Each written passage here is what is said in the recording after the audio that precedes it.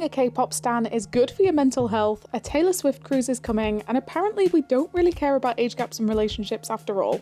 Japan has just been crowned the most popular destination with our generation. American Express Travel found a 1,300% increase in millennials and Gen Zers booking trips to Japan. The Japanese government recently announced plans to tackle over-tourism by spotlighting relatively undiscovered areas of the country. So while you don't necessarily have to scrap your Tokyo travel plans, it may be worth checking out hidden gems like Nasu, Matsumoto and Takayama instead.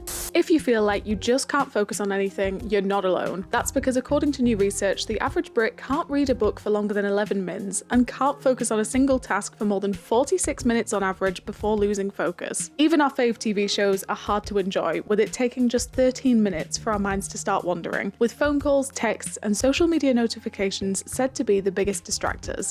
Being a K-pop stan can actually improve your mental health. A research paper shared by psychologist Dr. Nicola Thomas looked at depressive episodes through the pandemic and found that people who listened to K-pop had a greater sense of comfort. Not only that, but they also benefited from a greater sense of community, found better ways of filling their time, and found more meaning in life. BRB, just sticking some Blackpink on.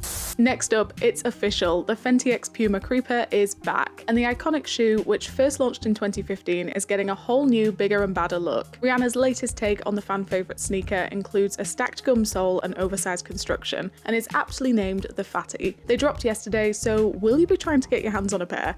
A Taylor Swift themed cruise is setting sail next year, so it'll be a 4-day journey from Miami to the Bahamas and back, with fans able to sing along to all of Taylor's albums the whole time, all while enjoying a pretty dreamy Caribbean backdrop. It leaves Miami on October the 21st next year and will almost definitely be easier to get tickets for than the Eras tour. Adults who take daytime naps could have bigger brains. According to a study by University College London, regularly having a small nap during the day is good for the brain and actually helps keep it bigger for longer. There's just one catch. It's recommended that in order for them to be beneficial, naps should be kept to less than half an hour. So let us know, are you a serial napper? The top 10 UK bucket list destinations to visit in 2024 have been revealed, with the Jurassic Coast, a UNESCO World Heritage Site in Devon and Cornwall, singled out as one of the top spots to visit. The Isle of Skye in Scotland, Canterbury in Kent, and the Giant's Causeway in Northern Ireland also feature on the list. So how many of these have you visited already, and which will you be adding to your 2024 wish list?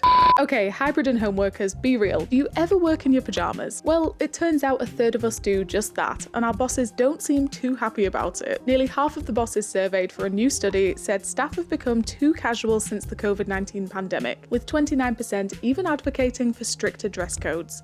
Age gaps don't matter, slow dating is in, and people really want to talk about politics. Welcome to the world of dating in 2024. Research from Bumble found that a quarter of singles think it's important for a potential partner to actively engage with politics. Meanwhile, 2 in 3 admitted to not caring about someone's age when dating, and 1 in 3 are focusing on quality over quantity by taking a slower approach to dating next year. Anyway, that's it for today. See you next time for more bits for your brain.